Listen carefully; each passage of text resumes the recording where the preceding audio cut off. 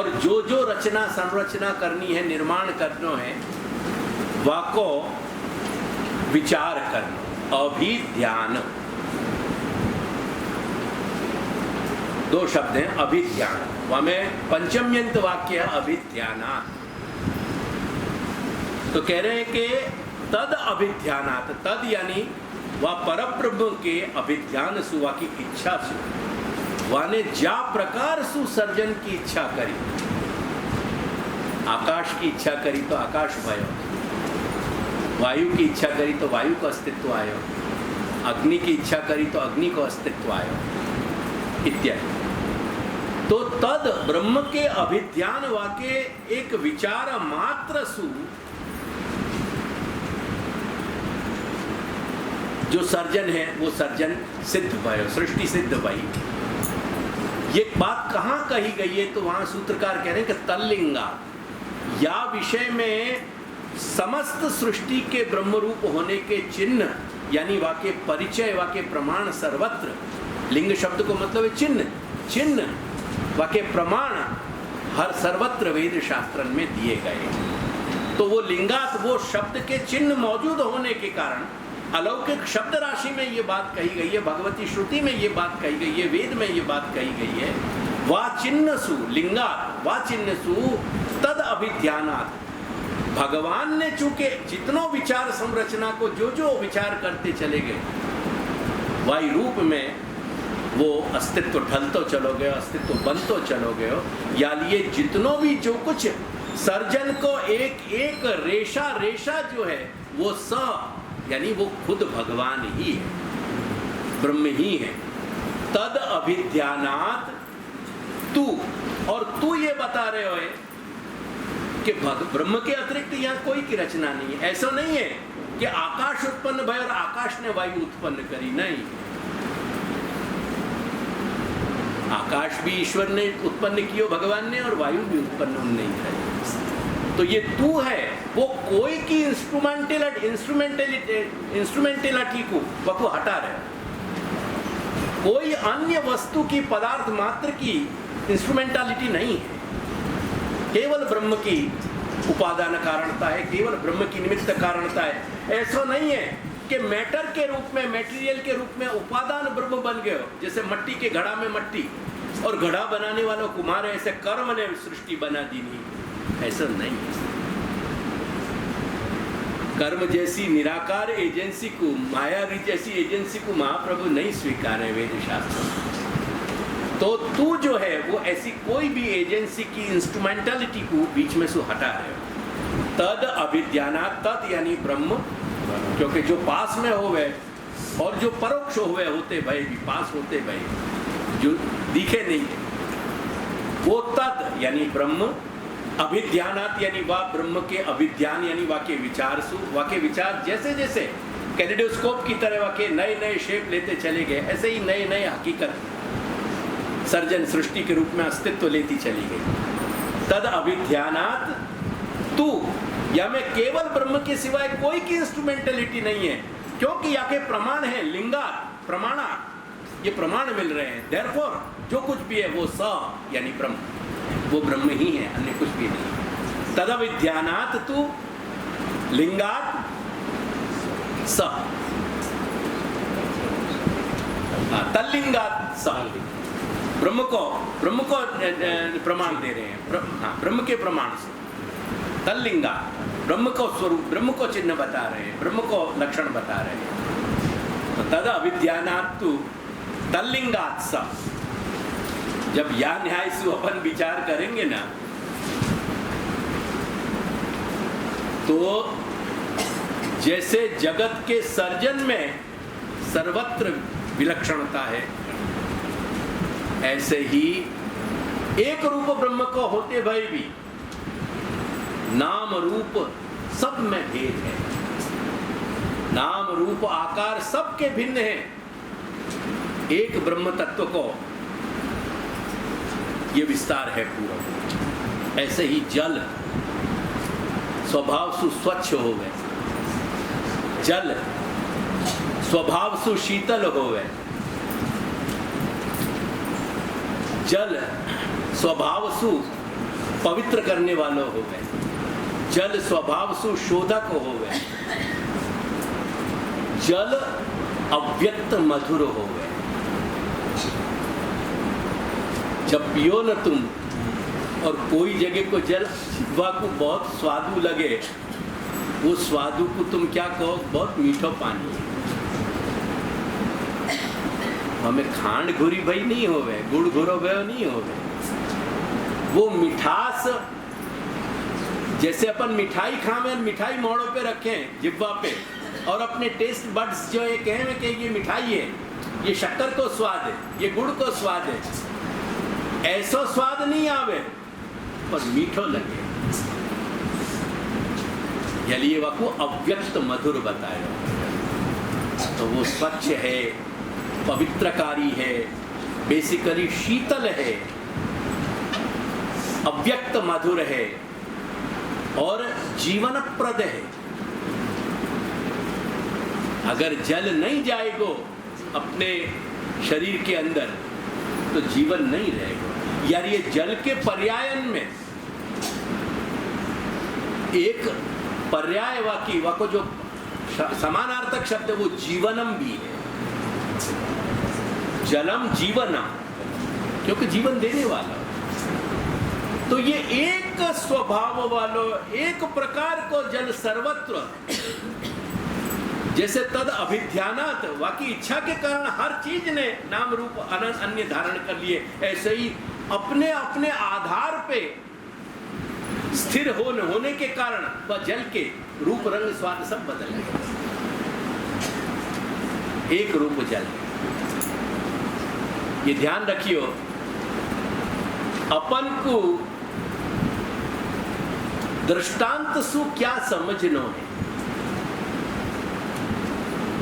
वो जो एक स्वभाव जल है, वो जो स्वच्छ गुण वालों, वो जो पवित्रता के गुण वालों, वो जो संशोधन करने के गुण वालों, वो जो अव्यक्त मधुर गुण वालों, वो जो स्वास्थ्य प्रदान करने वालों, जीवन प्रदान करने वाला, जो एक रस, एक जल को जो एक ये स्वभाव, तो जाके अंदर इतनी विशेषताएं हैं, वो जल जो है अलग अलग आधार में आ जाने के कारण,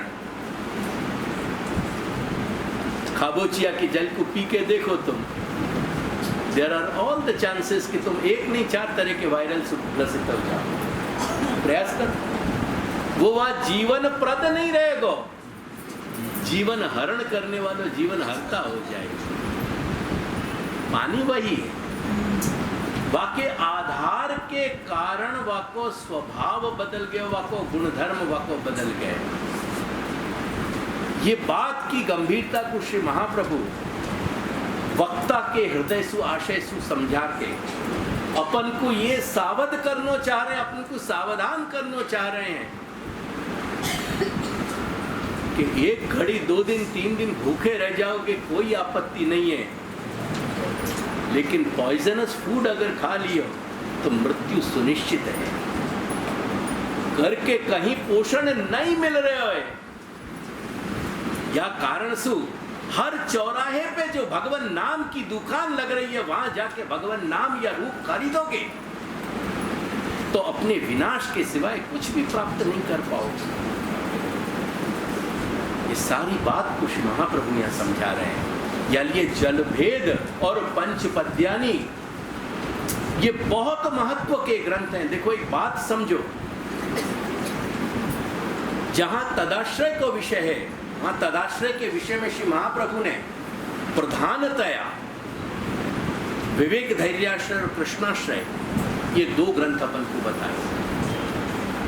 कृष्णाश्रय में अपन को लोक सु आश्रय छुड़ाने के लिए पहले लोकाश्रय की बात समझाई, फिर वेद को भी आश्रय छुड़ाने के लिए अपन को वेद आश्रय की भी, अपन को जो यानी वास्तविक वो भी अपनो आधार नहीं है कि अपन वह आधार से कहीं अपना आत्मकल्याण खोजे, तो वाकी भी दुर्बलता बताई।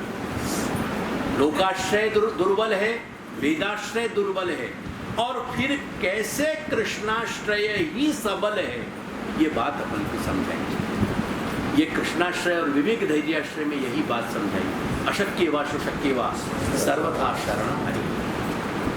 अगर कहीं अशक्य भी है,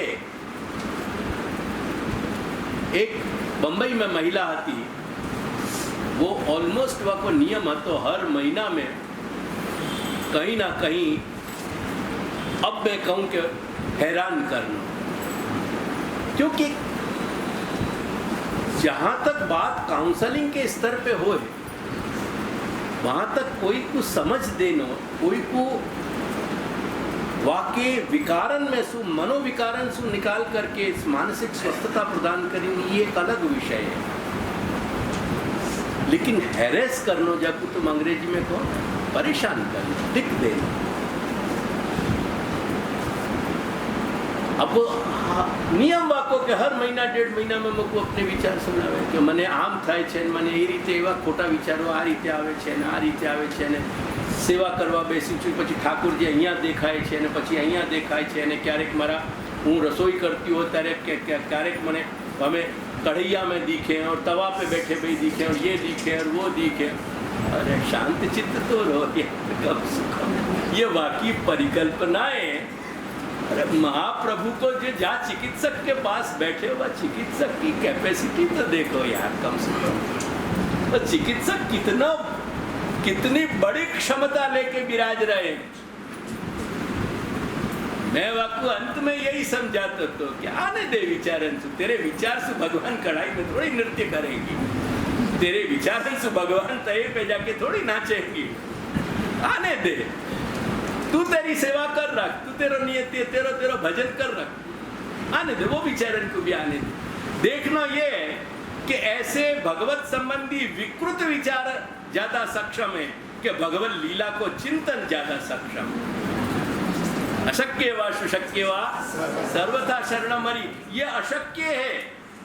अब अगर ऐसी स्थिति कोई मनुष्य के साथ घटित हो रही है, कोई वाकई बचपन के कारण, कोई वाकई शैशव के कारण, कोई तरह की वाकई असुरक्षा, कोई तरह के वाकई जो मनस संवेग आते, जो वाकई इंस्टिंक्ट की जो वाकई ड्राइव्स आती, जो इंस्टिंक्चुअल ड्राइव्स आती हैं, ऐसे वाकई इंस्टिंक्ट्स, वाकई इंस्टिंक्चुअल ड्राइव्स, वाकई मनस संवेग कहीं दबा दिए गए, क्षुब्ध कर दिए गए। वाकई पुराने जो साइकोलॉजी को बाप हतो, वाकई भाषा में कहूँ तो जो ईड हतो, जो ईगो हतो और सुपर ईगो हतो, वाकई जो सारी टसल हती, वह कुश्ती में जो कुछ भी मनस संवेग दबा दिए गए, उन पे लिड दाब दी नहीं गई, वो न जाने कितने आकार प्रकार लेके निकल रहे हैं। यही लिए लोगन को वहम होते डोले कि हमने तो कहीं देखा है, हमने तो कहीं एमा अने अमारा त्या कंकु निकले छे ने मोहनथार निकले छे ने मठरी निकले छे, एमां कोई भेद नहीं। पेला लौकिक रीते विकार वाला छे, पेला धार्मिक रीते विकार वाला छे, तकलीफ कई नहीं, बने एक ज कोठी में छे, एटલું ખ્યાલ રાખ। એવા પણ મારી પાસે ઘણા આવે કે અમને તો ટાઇલ્સ માં ભગવાન દેખાય છે, અમને આમાં દિવાલ માં ભગવાન દેખાય છે, બહુ સારું છે। મેં કોઈ દિવાલ નો એટલો ટુકડા તોડાવો અને એક મંદિર માં પધરાવી દો, વોટ્સ રોંગ અબાઉટ ઇટ? હા, એ દિવાલ માં પછી કાણો રહેવા દો, એમાં કંઈક આટલું મોટું અગર જો થતું હોય તો સ્પેસ કહેવાનું લોકોને કે અહીંયાથી ભગવાન અમારા પ્રગટ થયા હતા, આ ભગવત સ્થળ, આ અમારું ગોકુળ, क्या कहो जाए। और ऐसे अभी भी ऐसे हैं, पर शनै शनै कहीं वाके विकार शांत भय, भगवत लीला के चिंतन ने विकृत चिंतन पे कहीं विजय प्राप्त करी, वाको कहीं वो जो सिंड्रोम હતો, साइकोलॉजी की भाषा में कहूँ तो वो रिजॉल्व है। वाकई मनस संवेदन की जो घुटन आती वो रिजोल्यूशन में आई, वो कहीं ना कहीं वो बाहर निकल के वो सॉल्यूशन आया, वो कोई एक सेटलमेंट आया। तो चिकित्सक तुम्हारो कितना बड़ो है, अशक्य व अशक्य व सर्वथा शरणम हरि। ये 2.5 गज की छाती लिए गए तुम्हारा चिकित्सक है, कहाँ या में प्रश्न खड़े हो रहे हैं करके ये सारी पृष्ठभूमि को, ये मनोभावन की पृष्ठभूमि को ही अपन को इनमें या में देखनी है। ये कल और परसों में अपन देखेंगे श्लोकन के साथ। छता જળના જુદા જુદા સ્રોતોના કારણે ભરાઈ જતા અથવા ઉપરથી પડતા જળના કારણે, એ તો આગળ ન સ અધિકાર સ્થૂળતયા ત્રિવિધ સૂક્ષ્મતયા એકોનવિંશત પ્રકાર पढ़ेंगे યાકુ મેં પડે ઉપર વાળો નહીં પડે.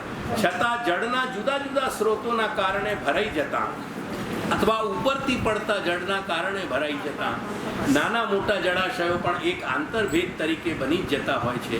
તેથી જલભેદમાં ભગવન લીલાના ગુણગાન પાઠન કે શ્રાવણ કરાવનારા, શ્રાવણ એટલે સમજ્યા ને તમે, જે કહેનારા છે, જે આપણને સંભળાવે છે, અધિકારી વક્તાઓના 20 વર્ગીકરણ કરવામાં આવ્યા છે. સ અધિકાર સ્થૂલતયા ત્રિવિધ, તે અધિકાર 3 પ્રકારે બતાવ્યો છે અને સૂક્ષ્મ પ્રકારે એ 20 પ્રકારનો બતાવ્યો છે.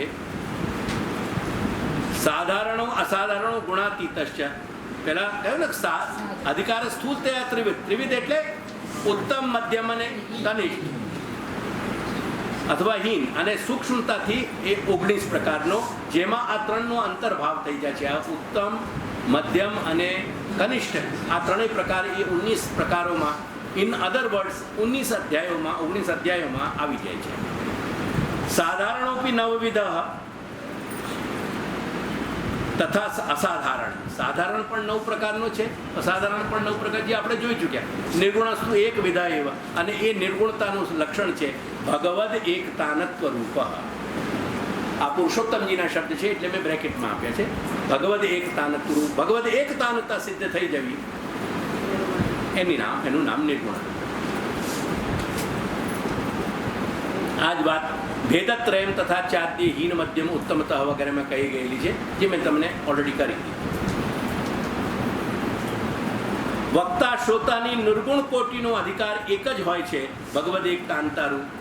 અર્થાત એક આત્મવૃત્તિ, એક પ્રાણવૃત્તિ, 4 અંતઃકરણની વૃત્તિ, 1 દેહ વૃત્તિ, 5 કર્મેન્દ્રિયની વૃત્તિ, 5 જ્ઞાનેન્દ્રિયની વૃત્તિ, આ પ્રમાણે 17 વૃત્તિઓનું કૃષ્ણે એવ તાત્પર્યમ વચનો પ્રમાણે ભગવદ ઉન્મુખી બની જવું. ભગવદ ઉન્મુખ એટલે ભગવત સન્મુખ થઈ જવું, તે ભગવદ એકતાનતા રૂપ, એકતાનરૂપતા કહેવાય છે. આપણી 17 વૃત્તિઓની 17 વૃત્તિઓ ત્યાં જ્યારે પરોવાઈ જાય, જેનું બીજો નામ પ્રેમ લક્ષણા ભક્તિ છે, અને જે અવતાર દશામાં પ્રાય ઘટિત થતી હોય છે, એ પણ સાથે સમજી.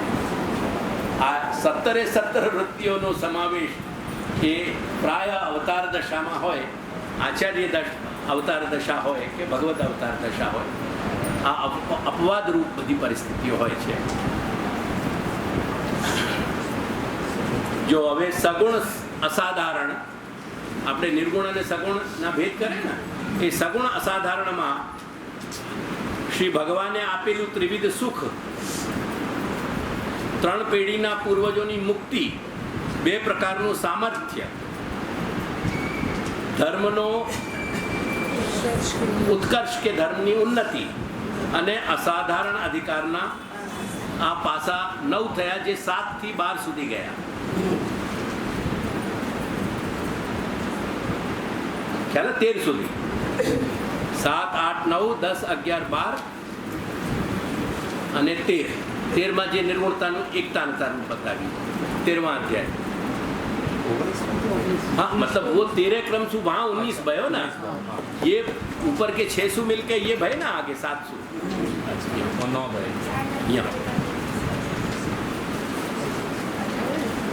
बेटा ये 13 बनेंगे अध्याय, तभी तो पहले वाले 6 बनेंगे ना. 6 और 13 मिल के 19 होंगे. मेरी बात समझ में आई? 6 प्रारंभના અધ્યાય, જેમાં 3 મધ્યમ અધિકારના અને 3 હીન અધિકાર. એટલે આ અસાધારણમાં 9ની જે ગણતરી છે ને, એની કેવી રીતે છે, એમાં ત્રિવિધ સુખ, એ ત્રિવિધ સુખ બતલાવતા 3 અધ્યાય, 3 પેઢીની પૂર્વજોની શુદ્ધિ એ બતાવતા 3 અધ્યાય, 2 પ્રકારનું સામર્થ્ય, કોનું? પરીક્ષિત, અને ધર્મોન્નતિ. આખી પૃથ્વીનો વિજય કર્યો એ કથા આવી. એને ધર્મ અને પૃથ્વીના સન્મુખ ઉપસ્થિત રહી કલિકાલનો નિગ્રહ કર્યો, એના ઉપર કંટ્રોલ કર્યો, એના ઉપર શાસન કર્યું. એટલે કાળ ઉપર શાસન કોનું થાય? જેમાં અલૌકિક સામર્થ્ય હોય એમાં. લૌકિક સામર્થ્યવાળો ન કરી શકે. પૃથ્વીનો વિજય કરી શકે લૌકિક સામર્થ્યવાળો એક ઘડીએ, પણ કાળ ઉપર વિજય ના કરી શકે. આ બધી કથાઓ આવા અર્થથી જોડાશે. આ એના આધ્યાત્મિક અર્થ છે. કથાઓ શાબ્દિક અર્થ છે, અને આ આધ્યાત્મિક અર્થથી જ્યારે તમે ભગવદ લીલાનું તાત્પર્ય સમજશો, એ આદિદૈવિક અર્થ છે. એ આદિદૈવિક અર્થ સમજમાં આવે ત્યારે કથાનું શ્રવણ થાય.